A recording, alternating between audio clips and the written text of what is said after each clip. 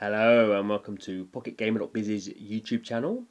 This is our first time user experience playlist. This is where we play games for the first time to get that initial experience, play through the tutorial and get that kind of idea of the social flow and user interface and all those kind of things that developers spend a lot of time focusing on, because that's the bit of the game that everyone who starts playing the game plays.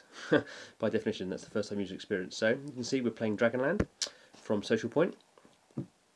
So it's a tutorial, so we're seeing everything very big fonts. We have it telling us what to do. Tap on episode 1 card and a big arrow. So obviously this is quite a social game, and they're not expecting this, or they're expecting a lot of people who play it to not be playing a lot of games, I guess. So, but this is, this is good. We don't see this very often. That they've got a little video showing you what you will be doing. Okay, so this might be quite difficult to do, given that I'm trying to not obscure my camera. Maybe move that up there a little bit. Okay, let's see if we get on. Get to the end and collect the final coin. Squashing enemies gives you extra coins. Okay, so joystick. Ooh. Okay, well, there we go. So, do we like digital pads, virtual digital pads? Not really. Not really. Tap here to jump. Particularly in 3D games, this is already becoming a bit disorientating. So obviously the camera is, I'm not in control of the camera really. The camera, as you can see, is kind of shifting around on its own. So if I look over here, the camera was, I was going the other way and the camera was going, yeah, okay, squish. So it's like a 3D Mario, yeah, okay. Well, I mean, I can't see the enemy, can I? Because you've got the big user, okay. Pomp, did I get him? Yes, I did. Okay, so I think, yeah, already we're seeing if this game is going to have hard enemies. Oh, double tap. So yes, I mean, lots of people, I guess, lots of people watching this will be laughing at my, well, of course, laughing at my ineptitude, but also laughing at the fact that this is gameplay platformer 101, isn't it? Really. Oh, it's hard to do in 3D though, even with that shadow. Gracious. Yeah. Odd they've chosen to do this, I would suggest. This is the problem in 3, you kind of, this is why Mario 64 was such a great game, because it basically took the brilliant 2D Mario platformers and made the 3D part of it as fun and nice, and if not quite as easy as the 2D stuff. It was the extra complexity was added to by extra enjoyment. I just have no idea what's going on here. This is the first. So this is the first thing that they expect someone to play. Okay, I will not say I'm good at playing games, but I have been playing mobile games now for a long time, and I do play a lot of them. And yeah, that's gonna be pretty difficult for people. Oh, holy moly! What's this chap doing? Okay, I thought I'd have to jump on his head. Okay, the blade's been travelling across Dragonland. Exciting adventures collecting treasures. Okay, let's skip that. Hold on, what's that?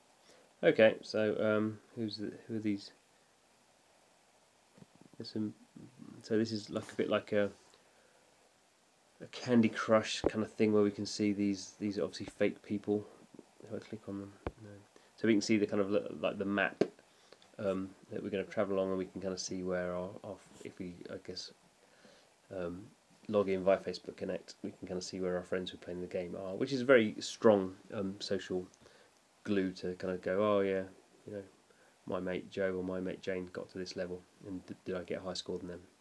Although, as I say, Candy Crush was the game that really rode that to kind of chart success. Not particularly, I guess, less relevant now. This is it really is Mario with the boxes. Okay, so this is a tap box.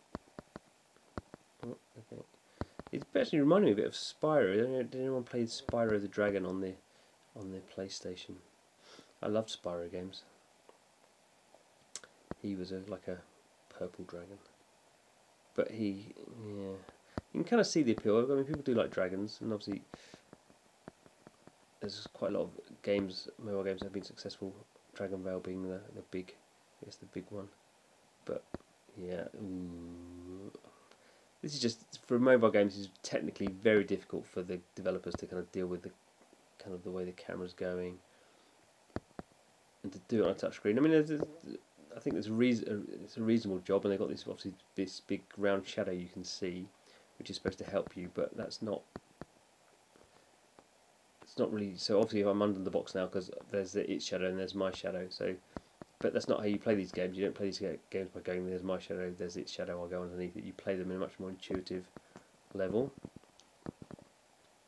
So you can see here, as I wander around, the coins are attracted to me like a magnet thing. That's obviously good. So it gives me a nice sense of I'm collecting all these coins where I don't have to actually be absolutely under them. But ooh, where's the camera going now? See, that's really odd. The camera's, because I'm going to cross that bridge, the camera's moved 90 degrees while I'm still going in the same direction. I have to say, in our first time user experience, we try not to be very critical because we've not been playing games very long. But and while not saying Social Point are a very good developer and very successful in running free-to-play games for the casual audience, so I'm sure they know their audience better than me, and I'm sure this has been in soft launch, etc., etc. But I think lots of people will.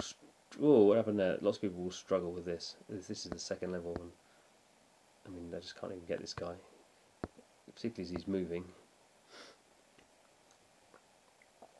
So we call this the first time user experience channel, and that's what kind of technically game developers talk about. So the tutorial is different in the sense that the tutorial is a certain part of the game, but the first time user experience is, that is the first time user experience will be the tutorial and the kind of what they call the onboarding. So basically trying to get you to log into things and such like. And there's part of that, another technical thing that developers spend a lot of time focusing on is the day one retention. So basically, day 0 is people downloading your game, and then day 1 is do they come back to it, and then other important ones are day 7. So after a week of people logging back in, and then day 30, after a month of people logging back in. And there's some kind of metrics people. It depends on the game, of course, but there are some kind of guidelines that people tend to use. And you kind of want to have if you have a D30 of 20%, people are pretty happy with that. But I kind of think the D one on this is going to be 20% really. I think the problem is the people who are actually going to be good at playing this game. Not that I'm saying I'm good at it, but I've played a lot of games, so I kind of can manage this, not without some difficulty. Oh, okay, I'm using these wings away. Yeah. Oh, now they've got 2 buttons, so that's even more complicated. But yeah, so I'm managing my way through this. I wouldn't say I'm massively enjoying it, but the people who play Social Point's game, see that. Why could I just not hold that button? Because it's a double. Press it twice for a double tap, but there's no hold on that. Why? See, it's a bit odd. And I just kind of think that people who Social Point's other games appeal to are just not going to get this whatsoever. I suppose the other thing you could just avoid those enemies at this point. You wouldn't have to go and jump on their heads.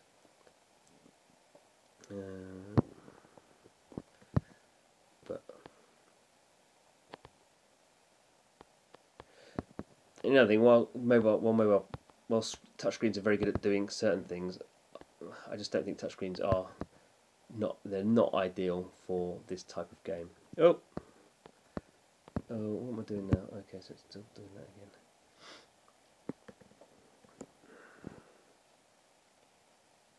Although, of course, saying this, it will be very interesting to see what Nintendo do when they start making proper mobile games. So, obviously, they've announced they're going to be making 5 mobile games with DNA.